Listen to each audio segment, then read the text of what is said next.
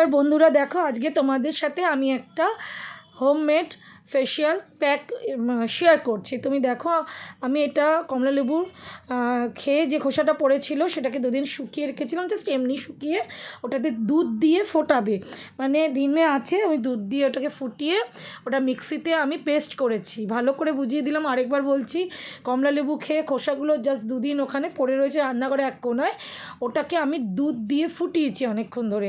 এই ধরো 10 মিনিট মতো ধিমে করে আঁচটা করে ফুটিয়েছি। দুধটাও গাঢ় হয়েছে, কমলা লেবুটাও পুরো নরম হয়ে গেছে। ওরপর মিক্সিতে আমি মিহি করে বেটে নিয়ে প্রথমে একবার ছেঁকে নিচ্ছি। দেখো, ছেঁকে এখান থেকে কতটা বেশি মানে কাতটা নেওয়া যায় সেটা নিয়েছি, বাদবাকিটা ফেলে দিয়ে আমি আরেকবার সেকেন্ড টাইম ওটাকে আবার ছাঁকবো, যাতে একদম পেস্টের মানে আমি একদম মানে এমন একটা জিনিস পাই যেটার মধ্যে কোনো রকম মানে লাম্পস না থাকে, কোনো রকম কিছু না বেরোয় একদম। আবার আমি আরেকটা ছোট ছাঁকনি, যেটা মুখ হয়, সেটা দিয়ে ছেঁকে নিচ্ছি, যাতে ওর মধ্যে কিছু না থাকে। এইটা এরমভাবেই করবে, যাতে ওর মধ্যে পেস্ট ছাড়া কিছু না থাকে। এবার এইভাবে বার করে নেবে, খুবই ইজি। এতে মুখে এত সুন্দর একটা ব্রাইটনেস আসে না, কি বলবো। আর কালো দাগ ছোপ চলে যায়। দেখো, বয়স তো বাড়ছে, 40-এর ওপর বয়স হয়ে গেছে, তো সেটাকে আমি ঘরে কোনো রকম বাইরে ফেসিয়াল আমি করি না এই হোমমেড ছাড়া। তো এটা এইভাবে দেখো, আবার দ্বিতীয়বারও কতটা নোংরা বেরালো। এরপর আমি একটা ছোটো বাটিতে একটুখানি চালের গুঁড়ো নিলাম, মানে যেটা দিয়ে আমরা বাজার চলতি চালের গুঁড়ো বাড়িতে থাকে সেটা নিলাম। এটা মুখে মাখার হলুদ, হ্যাঁ, সেইটা আমি মুখে মাখার হলুদ, রান্নার হলুদ আলাদা, কিন্তু এটা জিজ্ঞেস করলে যে কোনো স্টোরে মুখে মাখার হলুদ পাওয়া যায়। তো ওটা নিলাম। ওরপর আমি একটা ভিটামিন ই ক্যাপসুল দেবো ওর মধ্যে। তার আগে আমি 2 চামচ, ওটা কিন্তু করে তুমি ফ্রিজে রেখে দেবে। দেখো, দুটো কমলা লেবুকে একটা কমলা লেবু খোলা করলেও দুধ দিয়ে অনেকটা বেরায়। ওটা রেখে দেবে বাকিটা, ওটা আবার কালকে ইউজ করবে। এবার ওখানে আমি একটা ভিটামিন ই ক্যাপসুল দিলাম, হলুদ দিলাম, মানে মুখে মাখার হলুদ আরেকবার বলছি, আর তোমার চালের গুঁড়ো দিয়েছি। এখানে কেউ বেসনও ইচ্ছা করলে দিতে পারো, ময়দাও দিতে পারো, যেটা এই তিনটের মধ্যে ইচ্ছা দিতে পারো। দিয়ে ভালো করে ওটাকে মিশিয়ে নিচ্ছি, খুব ভালো করে ফেটিয়ে মিশিয়ে নিলাম।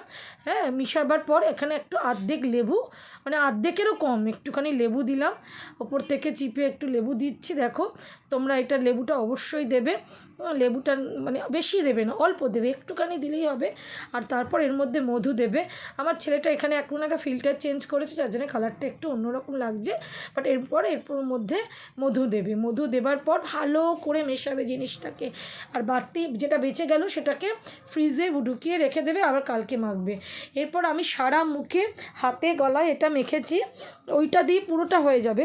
তো হাতে গলায়টা তোমাদের দেখাতে পারলাম না, তোমরা প্রত্যেকে ঘরে ঠারে যেখানে কালো অংশ আছে প্রত্যেক জায়গায় মাখবে, আমি বলে দিলাম।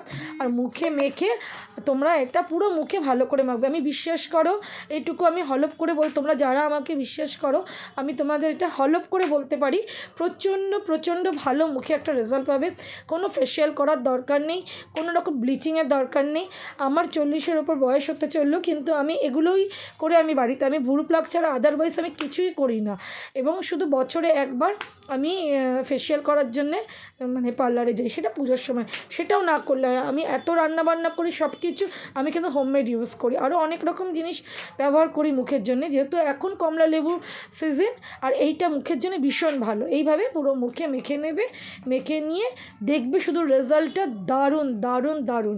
এটা মেখে ঘড়ি ধরে 30 মিনিট থাকবে। এই যে আমি বললাম তোমাদের, এইটাই বললাম যে 30 মিনিট থাকবে, দেখবে রেজাল্টটা কীরকম হয়। এটা মাখো 3-4 বার, দেখবে তারপর কিরকম। সপ্তাহে এটা তুমি 3 দিন মাখতে পারো, 4 দিন মাখলেও কোনো অসুবিধা নেই, 5 দিন মাখলেও অসুবিধা নেই। কেন বলছি, এটার মধ্যে যেহেতু ভিটামিন ই আর মধু আছে, তো তোমার দুধ আছে, দুধটা পুরো গাঢ় হয়ে সর হয়ে যাচ্ছে কমলালেবু খোসার সাথে, তোমার মুখে কোনো রকম কিচ্ছু খারাপ কিছু হবে না, উপরন্তু তোমার মুখে এটা ভালো রেজাল্ট দেবে।